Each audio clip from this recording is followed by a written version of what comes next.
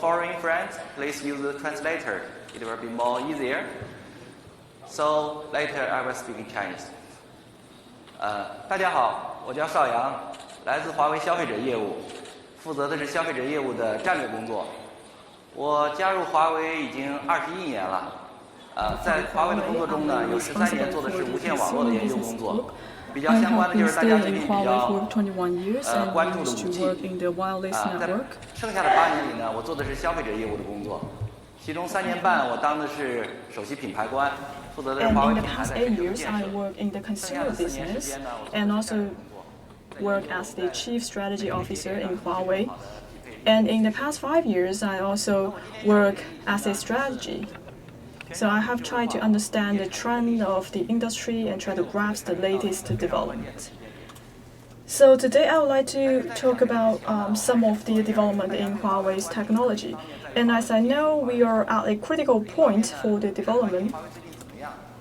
I think all of you are actually interested in the technology in Huawei, and also they try to understand the future development of Huawei in the past 21 years. In the first 13 years, I would say I'm a quiet person, because a lot of my friends don't know what I'm doing. I talk about base station and the wireless, and they don't nothing about what I'm doing right now. So they only know that I'm coming from Huawei, but they don't know what exactly I'm doing about. And later on, they start asking me about my job. And recently, I transferred my duty and to lead the consumer business group. And then I become very busy, and the people come to me and they want to ask about the latest products that was released by Huawei. They want to understand where to purchase the mobile phone and how to use all the functionalities of my mobile phone. So recently, I received a lot of my friends and colleagues.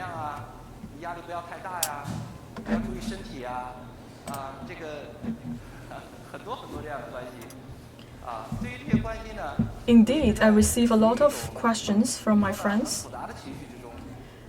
I actually feel a little bit complicated because I don't know how to make all of this information clear to my friends. I'm not sure whether they understand all of those informations and technical information behind. And recently, our president, Mr. Ren, he said that actually Huawei is at a very good development stage.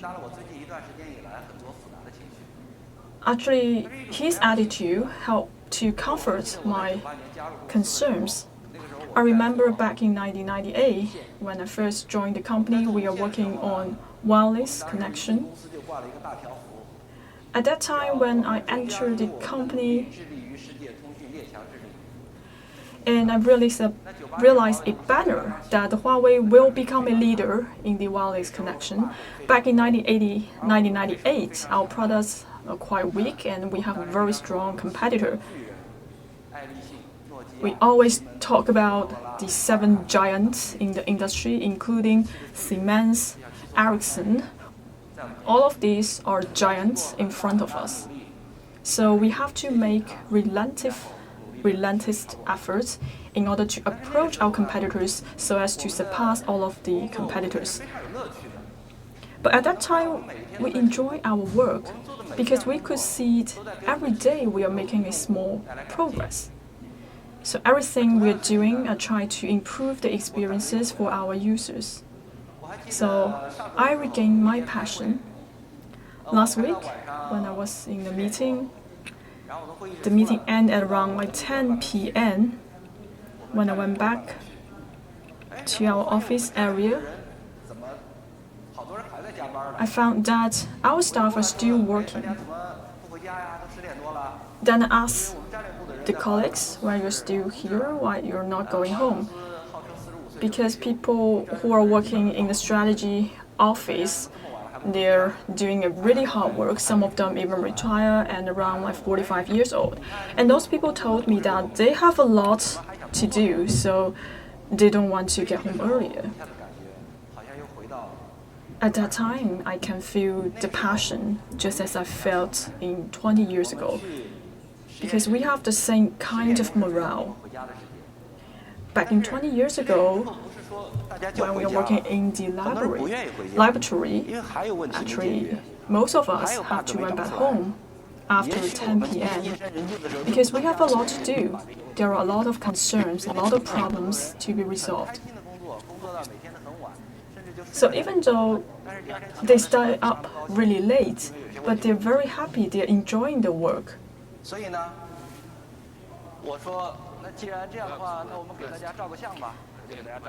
So at that time, I propose maybe we should take a group photo to just show the passion of our work.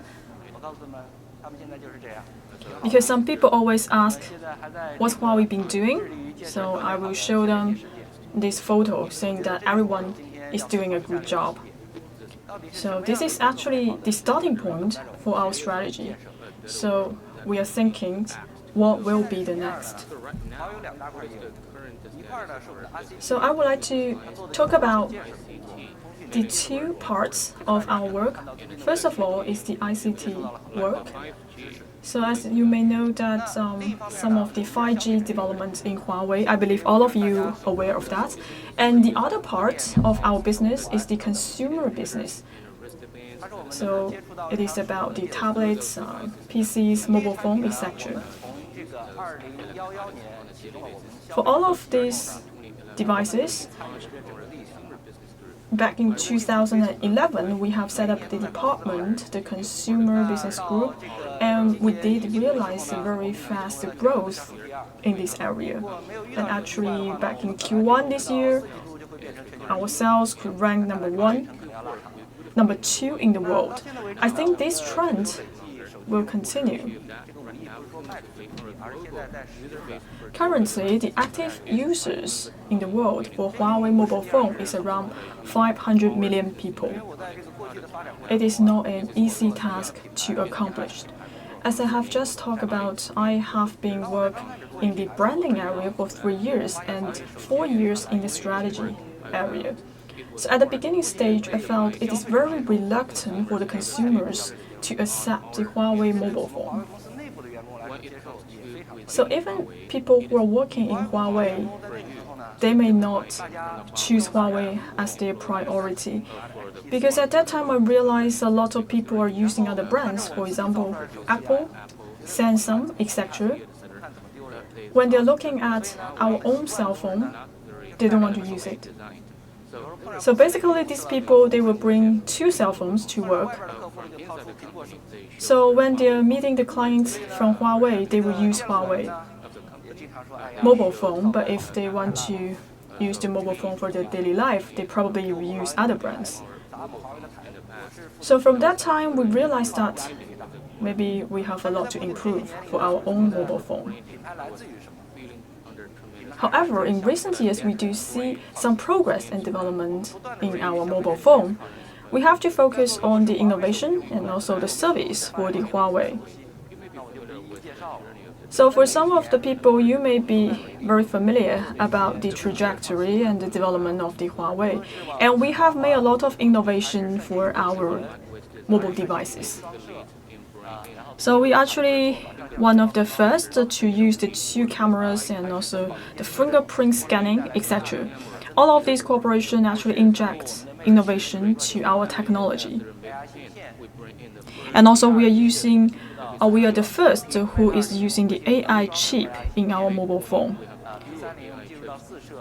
And in the P30, we have like 4 cameras in the Huawei mobile phone. So even though what you can see is the differences in the appearance, however, it requires a lot of hard work. It requires very strong computing power and the structuring of the AI setting up. It takes a long time for us to develop all of these new technology. But still, we could see we do win a good recognition from the public. People may ask, what is the differences in making a mobile phone as opposed to a PC? But the most important thing for the mobile phone is the processor. So we have been working in the processor in the past few years. And we can see now we are quite advanced in the processors in the Huawei. For example, the exchanges and also the routers, all of these are actually connecting together. We are using the high-link technology, and also we try to install the semiconductor into the mobile phone.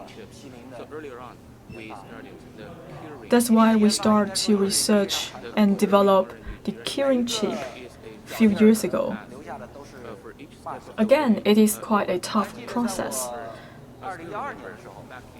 I still remember back in 2012, at that time, we launched the D series Huawei phone. At that time, the D series is the highest level of our Huawei phone. And now we have the P series, but in the future we will also have the Y series. So back in 2012, D1 is our first product that is used the keyring chip. For the D1 phone, it doesn't go very well because at the beginning, the series was not well equipped, meaning that we have to add more battery storage for the phone. At that time, the appearance of the phone is not very good.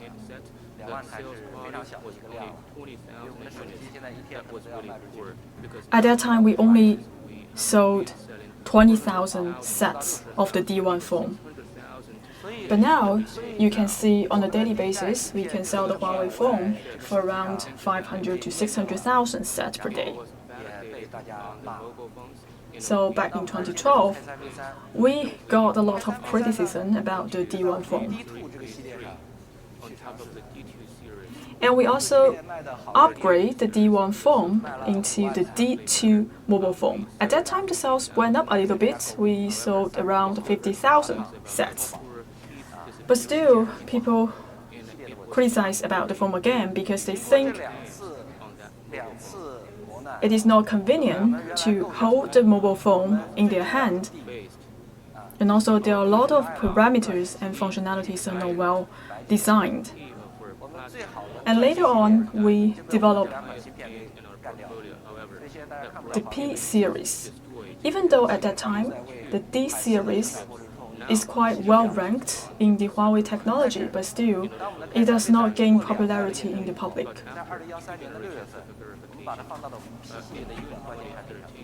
And in 2013, we upgraded the phones to P6 series. We draw a lot of lessons from the D1 and the D2 mobile phone, and we upgrade the properties and the functionalities of the P6.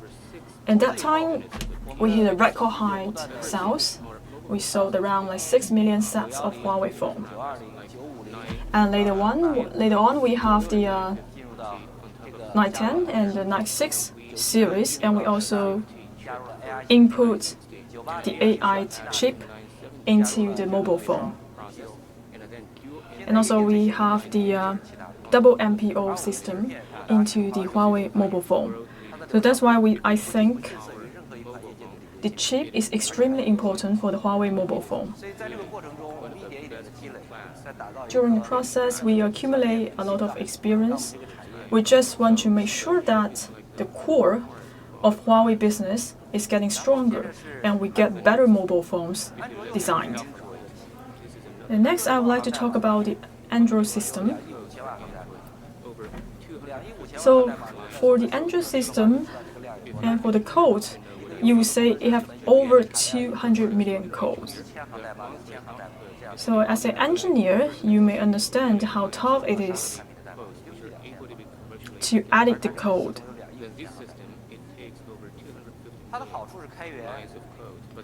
So the advantage is that you can get a better source code and also you can do some customization of the functionalities. But still, it is very difficult to manage. But our purpose is to build a stable and also secure system. We work together with other companies to improve the functionalities of the phone. Throughout the process of the development of the Android system, you could see some of the cutting-edge technology from Huawei play a key role. So at that time, we tried to make sure that our mobile phone is smooth enough, because back in a few years ago, the Android system is not perfect. There are a lot of issues coming up. But we have made a lot of optimization and upgrade of the Huawei operation system to make sure that 18 months later after you purchase the mobile phone, the phone can be operated as the day you purchase it. And later on, so we include the AI into the camera for the Huawei mobile phone to make sure that you can capture a nice photo.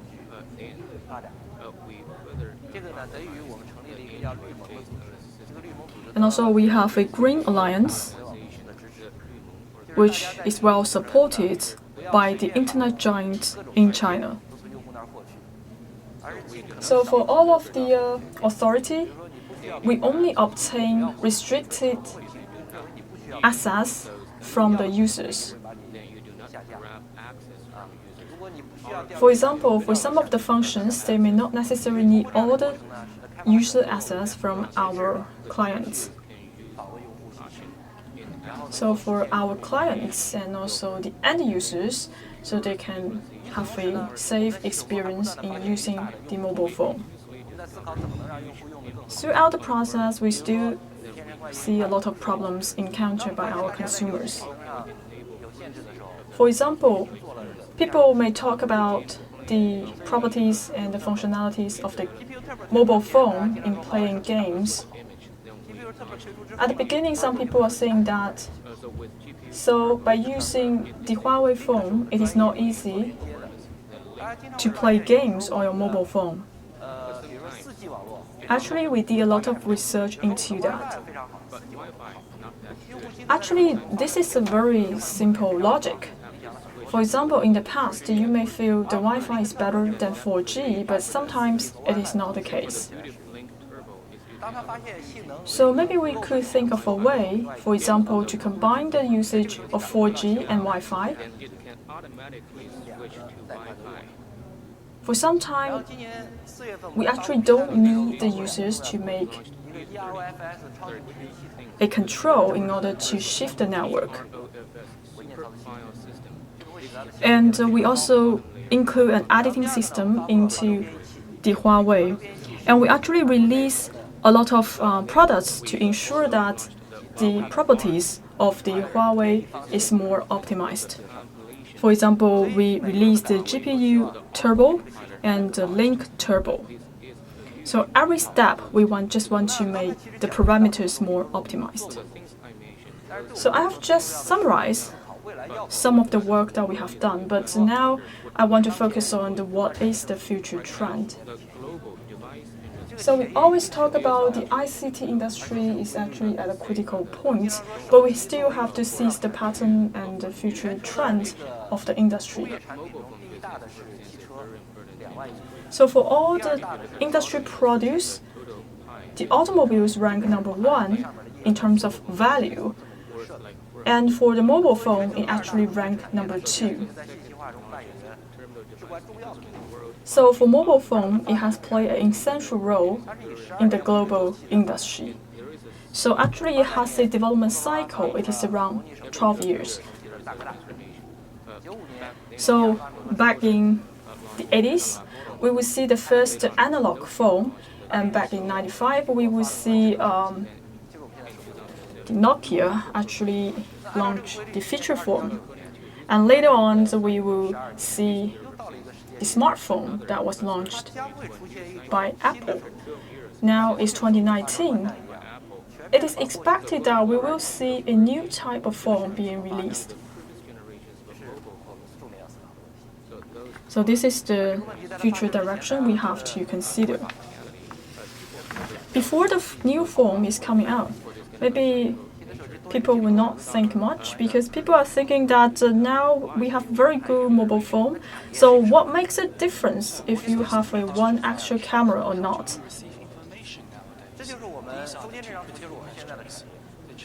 So let's take a look on the graph. So at this point, we have an industry that focus on the vertical industries, like mobile phone, vehicles, PC, and television. There are two features. Like first feature is that it is quite vertical, meaning that they have a separate operation system or separate function. For example, the mobile phone, it has a separate chip. Maybe they are using the high link, and also they have a network that provided by a separate carrier. And for the vehicle, automobiles, it has different operation system as well. For PC, they may use Windows, and the applications that develop based upon on this application. And also TV, it is also a vertical industry. So for all of these devices, they are quite separate. They're irrelevant. So this is the number one feature. And we have another feature. So for the mobile phone development, we could see it actually has a very rapid development, even surpass the other devices. So when you are driving the vehicle, probably you are still using the mobile phone to listen to the music. So when you're back into the office, even though you are looking at the PC, but you're still sending messages from your mobile phone. When you are going home, you are watching the television. And recently there is a research. The research is asking, what do you think is the most useless device in your home? Actually, most people are saying that maybe TV set. So for people in the elder generation, they may prefer to watch TV, but not the younger generation.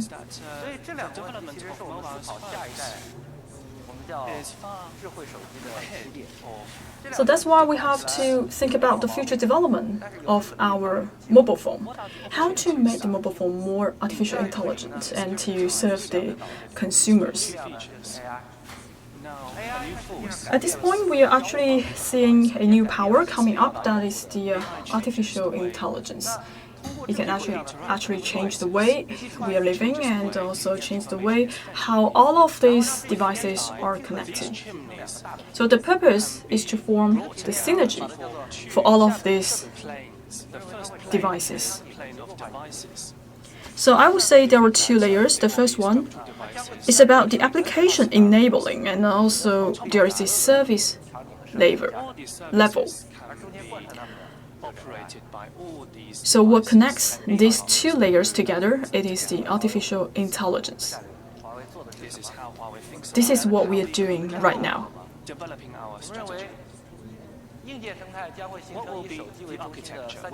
We always talk about the hardware ecosystem probably will form a three-circle structure that is centered with mobile phone. And the high AI is actually the connecting forces between the hardware and the service experiences. And also we have the ability gallery so that we can provide a purpose-driven services. So for example, I would like to order some food from the internet, but you have to open the application first in order to order the food. And also, if you want to book a taxi, still you have to open the application to do that. But if we can better use the AI technology so that it can provide an objective or target-oriented service. And I also want to emphasize a new concept, that is the 1+8+N service. So you can see the center point is the mobile phone. It is the major interface for us. Because one person have a mobile phone, so the person and the mobile phone are being together. So for the mobile phone, it is the major interface. And around mobile phone, we have 8 supporting interfaces. So 4 of them are large screen devices, including the tablet, TV, PC, and the vehicle AVN. And also we have 4 small screen devices, for example, the earphones, the speakers, watch, and the glasses. So for all of these 8 devices, we will consider them as the supporting interface. Why we call all of these interface? Because we interact with all of these devices. And for this interaction, we could pass out communication and information and also connect other devices. I would like to talk about the third layer of this graph. Actually, we have a lot of smart devices in our home appliances. These are IoT devices. For example, we have the TV sets, and also we have the intelligent curtains, air filters, and back in our office, we may also have the projectors, and back in the garage, we will see like the vehicle, the automobiles, and also the lighting system. So all of these I will refer to as the N intersection. So still, the mobile phone is the center point.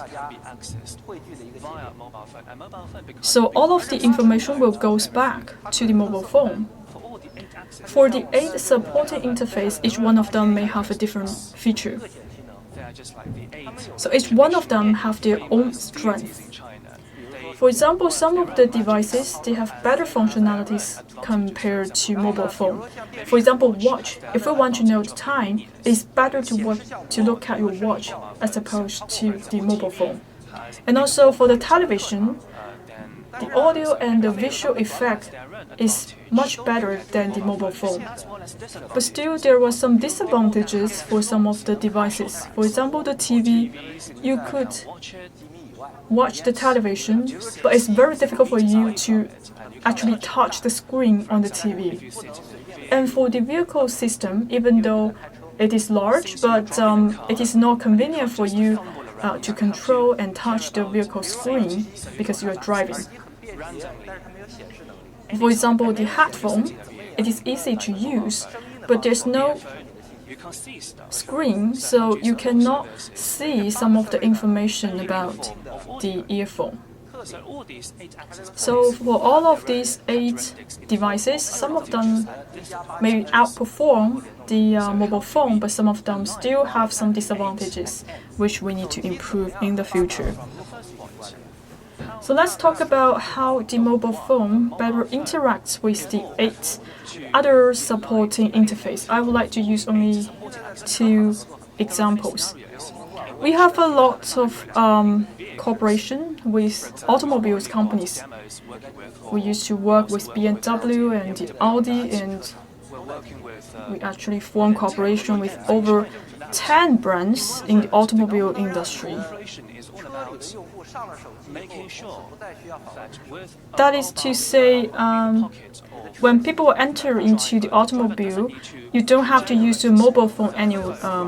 You don't have to use your mobile phone. Instead, you can just use your vehicle AVN system to control the things that you need. For example, you have a better sounding system, the visual system, and also there is a navigation system in the automobiles. It is much better than the mobile phone. So for example, the mic, the speakers, screen, and the GPS is actually much better than the mobile phone. So these functionalities could be replaced by the vehicle AVN system. So we have to establish a hardware equipment virtualization platform. this virtual platform embedded in this hardware device. In this way, all of these vehicle AVN system could be a new interaction interface with the human.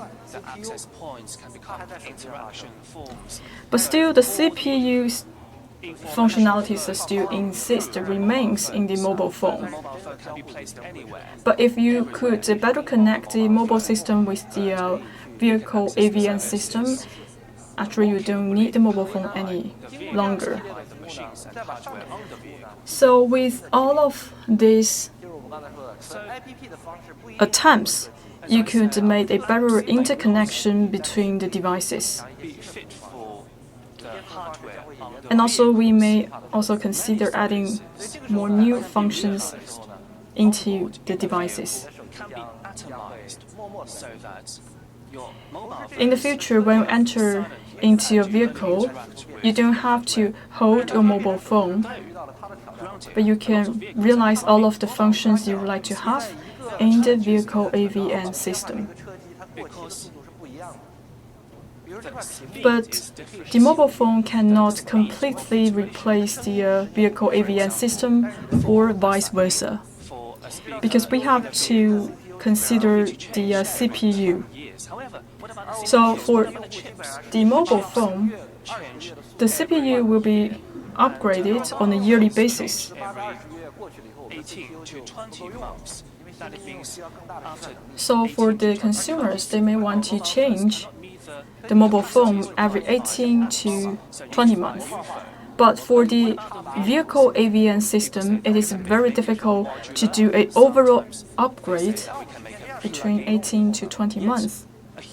But if we can realize a synergy, so we can reinforce the functionalities between the vehicle AVN system and the mobile phone. I would like to use another example, that is the television, a very key home appliances in your household. For the television, we can focus on 3 optimizations. these are the things that not just So not only Huawei could do the optimization, some of the TV set companies, they can only do the upgrades independently. So the first improvement is that First of all, we would like to transfer TV into an ecosystem. means that the TV So first, the TV needs to have a very good voice recognition system. In the future, we may have built-in cameras for the television. because the TVs will buy So the camera can recognize which family member is sitting in front of the television. So you can use some of the gestures to control the television. So the first step is that they get rid of the remote. So we just want to have a very natural human-device interaction. We need to build a stronger tie between human and the TV set. to the MSTV layer that I talked about. For example, if it is a TC For example, the TV set is CH or a higher, and actually you could use some of your mobile phone to control your TV set. when you're in the bedroom, you can just place the mobile phone. And sometimes in the future, When you our prediction is that when you bring your mobile phone back home, you don't have to open your mobile phone to do the business you want. You can actually use the TV set to simulate some of the functionalities of the mobile phone. We just want to transfer some of the information and some of the applications or functions from the mobile phone to the TV set. Because for TV, you have a larger screen, watch on TV, it is more convenient for you to watch those messages or to make it more convenient. use your applications on the TV set. So that's why I say we have to build a stronger synergy between the TV set and the mobile phone. For example, in the future, if you want to watch some videos on the mobile phone, it's easier to watch it on the TV set. So this is the second step we will want to take to upgrade the TV set. And also for the third part I would like to mention is about the smart home appliances. So for the TV, it's actually a center point to control all of your home appliances. For example, if a doorbell rings, it is better you could see who is coming to visit you on your TV screen. And also the TV screen may indicate whether the air conditioner is open in different bedrooms in your household. So the TV will be a good remote for your whole household. But of course, a better synergy is required. If all of these functions could be realized, I would say TV will regain popularity in the public. So it is another scenario about the intelligent home appliances. So maybe in the future, we would like to install the TV set not only in the living room, but also the bedroom, but even your washroom. So that's the way how we improve the experiences for the television.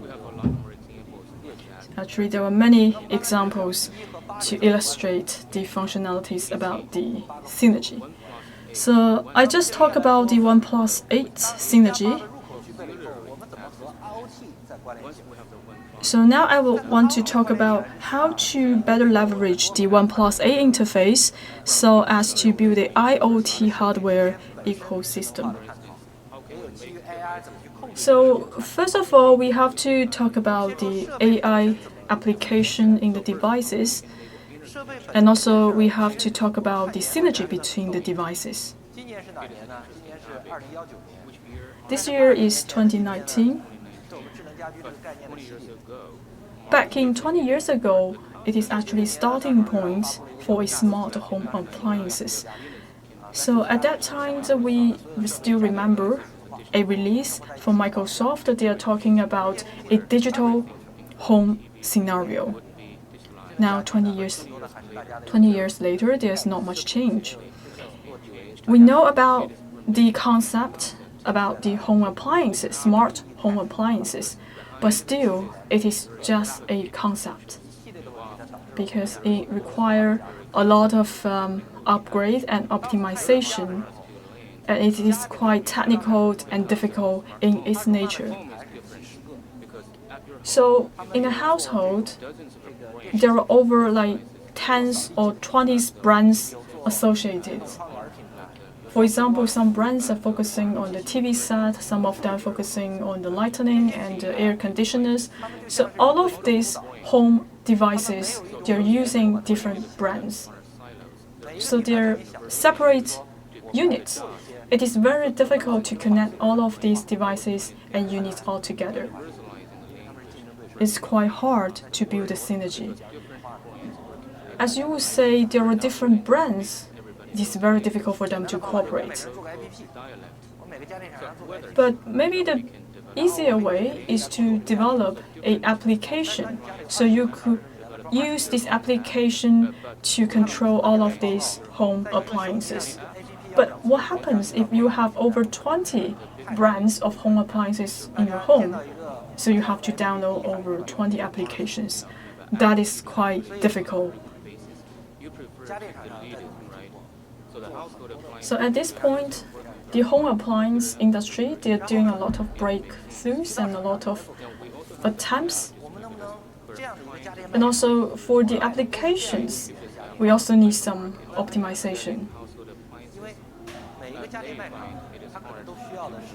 For some of the home appliance markets, they actually need diverse brands for the home appliances. It is very difficult to set up a unified standard for all of these brands in the home appliance system. I believe for the real estate company, they also have a separate department that is focusing on the development of the synergy of the intelligent home appliances. But still, it is a difficult job for them to do. So I will try to explain what we are doing to create this all-scenario AI solution. Earlier, we actually launched the concept of AI link, high link. So that is to try to resolve all of the problems that we are facing to build an intelligent home appliances network. In the past 3.5 years, we do learn a lot of experiences. First of all, we have to better synergize the resources. The second, we have to promote the branding of the high link to make sure that people understand high link will create the optimal IoT experience. But of course, we have to focus on some of the intelligent development for the devices. So for Huawei company, we are actually not in the business of home appliances. That's why we could be a partner with the home appliances industry. Now we have a structure, as you could see, from bottom to top. It is the chip, edge, device, and cloud. When I talk about the chip, we can put the Wi-Fi chip and a Bluetooth chip and make it installed in the home appliances. But it is not compulsory. You can choose to install this kind of chip or not. The second is the edge. For the edge is basically referring to the routers and the edge computing. And for the devices, it is the 1+8 interface. It is not necessary for Huawei to focus on these 1+8 devices. Some of the other companies can also develop the device. So for Huawei, we just want to accumulate or make better leverage for all of the resources that we have, and to make sure that we can build the optimized 1+8 interface. And on top, it is the cloud. It is the cloud computing, and you could get a lot of information from the cloud. So the objective for having this kind of structure is that we want to bring more convenience to our users. For example, for the edge, if you want to connect Wi-Fi, some of the people may think it is quite complicated. You have to click a lot of buttons, and it is not convenient for them. That's why we have developed a specialized high link router. For example, you could use the mobile phone and approach the mobile phone to the router, and then the router will probably prompt out a tip to ask whether you would like to connect your mobile phone onto the router.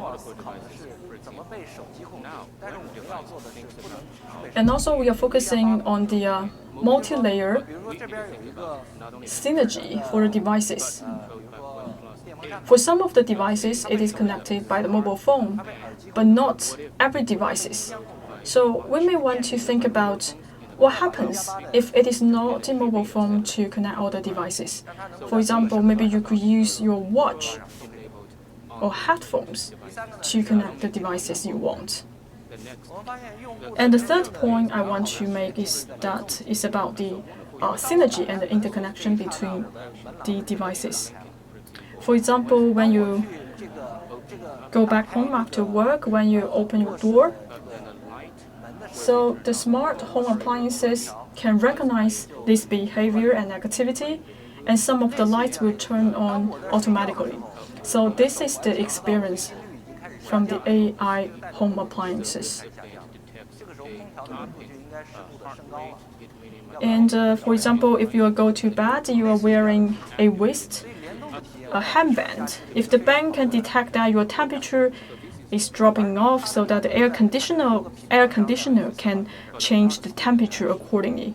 So this is what we call a synergy for all of these different intelligent devices. Once again, so we have to make sure that a lot of tasks being fulfilled. The first one is the standardization. We actually work with some domestic brands as well as some overseas brands. We just want to make sure that some of the defining features can be found for different devices. And the weight of connection is also important to consider for the synergy between the devices. At the same time, we have to consider whether there is a room for customization for different devices. It is quite difficult to standardize all of different brands. For example, one rice cooker have like 20 functions, and the other rice cooker may have over 30 functions. So how to unify all of these functions in different smart devices? So that's why we think we have to do a lot of work to break the barrier between the devices. If you have your mobile phone, when you approach the mobile phone to the devices, it can automatically identify the brand, say the rice cooker. And then some of the automatic download will be occurred to get some information about the rice cooker. So in this way, it is better to connect the home appliances to your mobile phone.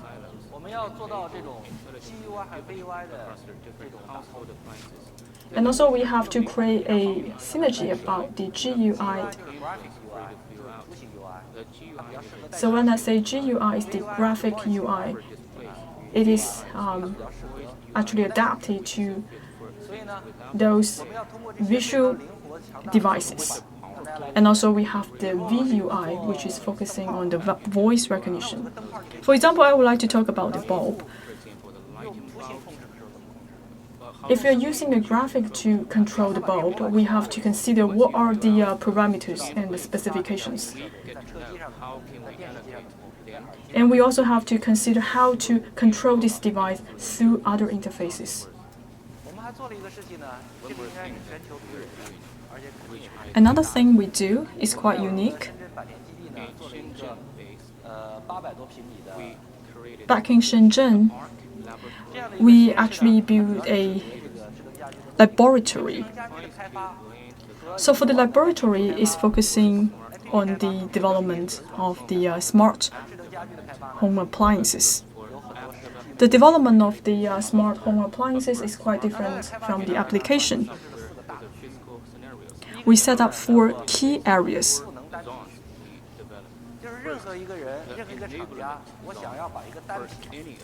So for the first one is the intelligent unit. We will make a lot of testing to make sure that all of these home appliances are up to the standard. And after we complete the testing, we will provide guidance to the users on how to connect to our 1+A interface. So we have to make sure that there is a smooth connection for the device. This is the first section and the area we are focusing on. And the second is the multi-device interface. For example, there were several vendors. One of the vendors may be focusing on the lighting, the other one is focusing on the doors and the windows. So we have to make sure that how to connect all of these different intelligent home appliances together. For example, when you open the door, the lights will turn on automatically. This is again the synergy I'm talking about. And the third area we are talking about is actually the supermarket experience section. So we have to make sure that the different carriers and the vendors, they could make use of the supermarket and to better sell their intelligent home appliances. And the fourth area is about the sampling room setting up. So now this screen shows some of the partners that we have been working on this AI solution. So this is actually the concept on how we change our Huawei store into all scenario AI portfolio. Starting from this year, we'll shift our So now I would like to talk about how we can better promote the Huawei brand into other areas. So if we talk about the real estate, we have to talk about the pre-installment and also the post-installment situation. I find myself over time. Well, actually, I have a lot to cover. We have 14 different So I would like to talk about the services that we will be providing too. different partners So you can see there are many areas like covered. to enable interaction, to enable distribution. So it is easy for More natural people to come to the service and vice versa. For example, it includes our platform. the navigation services and also the delivery services, etc. Ordering food delivery will be atomized as service. So people are talking about the Fangzhou decoding system. It's something that is It is quite revolutionary for us. because on the basis of the fundamental Android core, things are developed. So for the Fangzhou decoding, the basic programming is the Java plus C. However, now With the editing, it can perform at a high efficiency, explanation or illustration needed, and it can realize a 20 to 60% improvement in its efficiency. At the same time, it could support the ability gallery and also to provide diversified services. in the different scenarios. AI So again, I talk about how to connect the purpose-driven services and the structuring of the hardware. So we have to use AI to connect these two pieces of information all together. 100 So as I have just mentioned about the chips and the devices and the cloud. high voice So we have the different toolkits in order to better optimize the devices. to enable the partners. And the third layer is the cloud. So I have just talked about the ability gallery, which can provide more cloud services to our users. This is Xiaoyi. In the future, And also, we also launched the Huawei Assistant, what we call the Xiaoyi. So in the future, probably you have a AI assistant. So it has different roles. For example, it could be a housekeeper in your house and be a driver in your automobile. So it can change its role according to your needs. I believe that this is So once again, I would say now we are at a very critical stage. Now we are seeing the transformation of the ICT industry. We have the 5G technology, and each time we are seeing a lot of change and transformation, and it will create a great enter the new stage. era, and also the strong will always stand out from the rest. Will not progress. They will lag behind. So the most important thing for us is that we will try to find the direction in the new round of competition. Thank you.